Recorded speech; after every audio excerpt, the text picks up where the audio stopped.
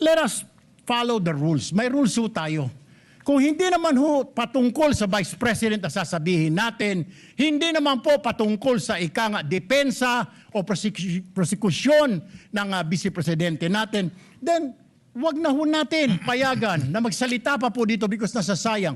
Because every minute, every hour that we waste away from the defense or from the prosecution of the case of the Vice President, it is injustice.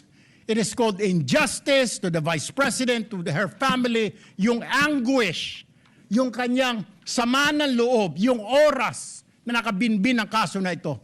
Let us do this impeachment trial as quickly as possible. If we have to clear the Vice President, then let's clear her. If we have to prosecute, then prosecute her with the evidence kung meron. Not waste our time kung ano-anong sinasabi natin dito to protect ourselves, to defend ourselves. Na ako po ay nahusgahan na kaagad bilang senator judge ang pinaglalaban po natin integridad ng korte na ito at ng mga senator judge. Ito pong kasuotan natin sa mga oras na ito, hindi lamang po ito nire-represent ang impeachment ng ating pangalawang Pangulo. Ang nire-represent po nito ay ating karapatan bilang mga Pilipino at unang-una na ang due process. Ito po yun ang ibig sabihin. Kaya ikaw ay pangalawang Pangulo, ikaw ang Pangulo, ikaw ay Senator Judge, ikaw ay magsasaka, ikaw ay mangingisda, kailangan may due process.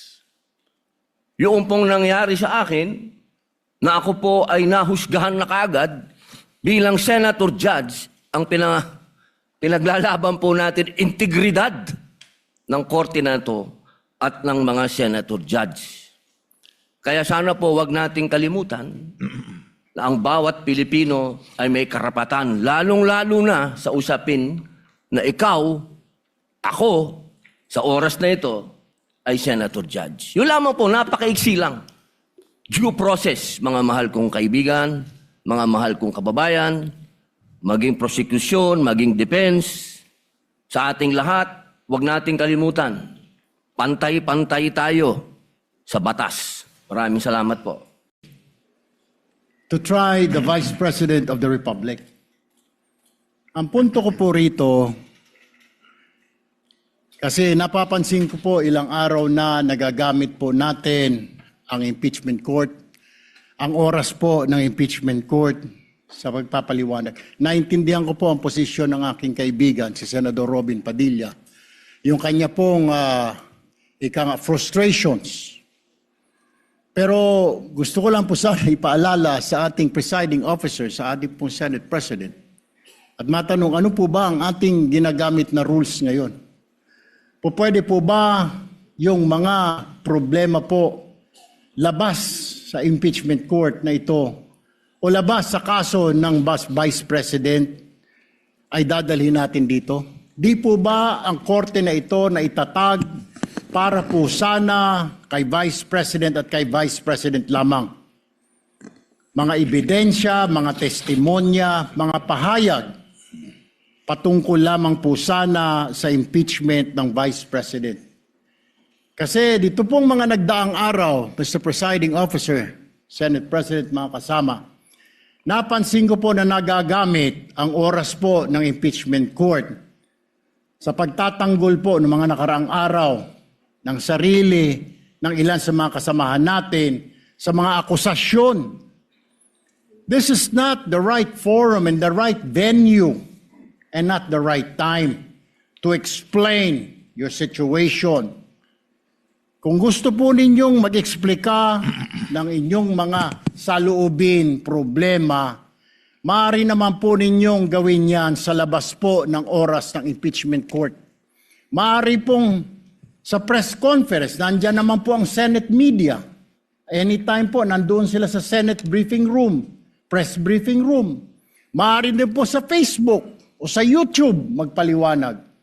Huwag po nating gamitin ang oras ng impeachment court sa pagpapaliwanag o sa pagtatanggol ng ating mga sarili simula pa po noong nakaraang linggo.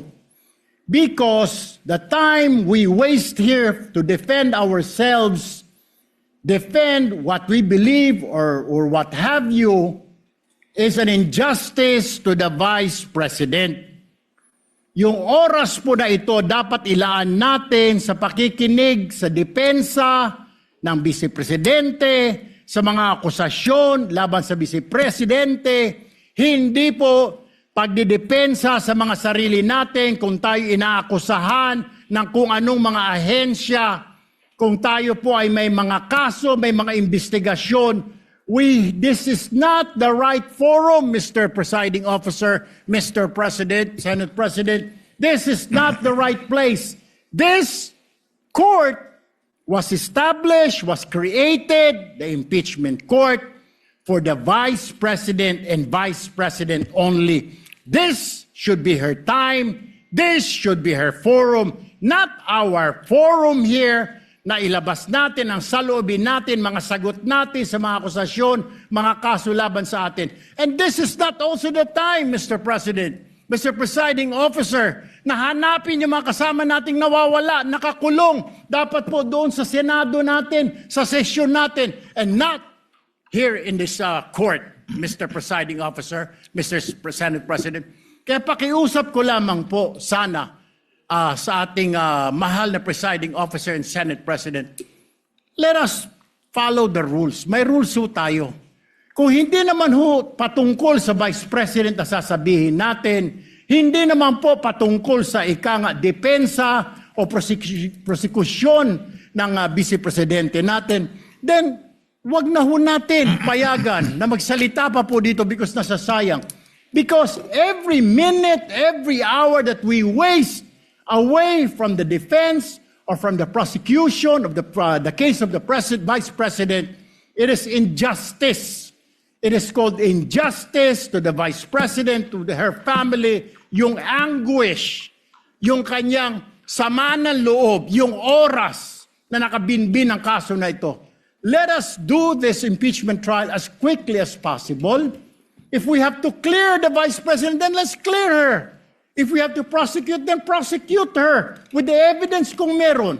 Not waste our time kung ano-anong sinasabi natin dito to protect ourselves, to defend ourselves. This is not the right. Hindi po yan pumapasok o sumasakop sa issues that were decided in that case. I'll not argue with you because that's not my job here. I'll follow the Pia Cayetano style and move to the defense. But just a follow-up question on that. So I respect your belief on that. But my point is, the legal principle of due process applied to that mode, is it not logical that it's the same legal principle on due process even if you use another mode?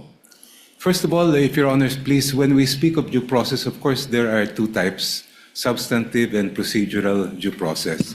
And when we speak of substantive, we're talking about protections to life, liberty, and property.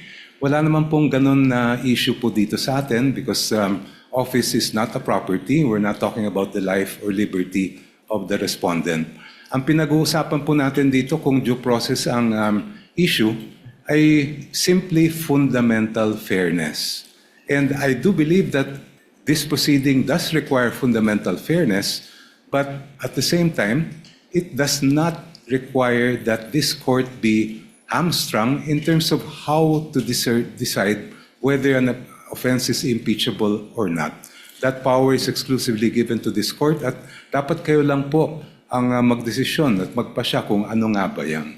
So when we speak of what is an impeachable offense, may kaugnayan po yan doon sa nabanggit ninyong the basis of the charge must relate to the incumbency because in our view, that is really something that each member of this honorable court will have to decide when the time comes. Yeah.